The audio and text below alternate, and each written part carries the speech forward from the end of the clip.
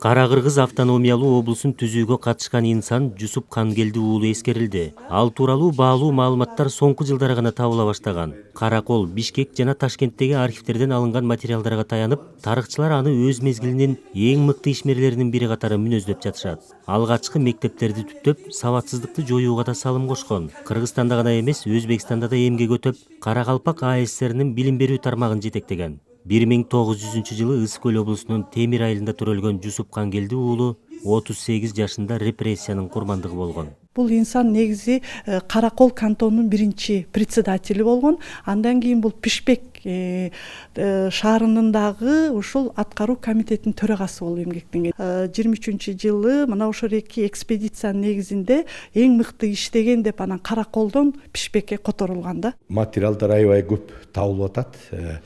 Биринчи кыргыздын интеллигенциясы болуп атат, биринчи уюштурган болуп атат. Жанакы Ананевкада Сазанов мектебин уюштурган болуп атат. Караколдогу Приходский школун уюштуруптур. Караколдогу Орусту Земс мектебин уюштурган киши болуп атат. Анан 8 мектеп ачкан экен да. Эми бул ал убакыттын эмеси боюнча аябай чоң. Караколдо ГПУ деген болгон, ошол бүтүн Кытайга качкан кыргыздарды кайра алып келген киши. Кытайдагы ошол сүйлөшүүлөрдүн негизги киши.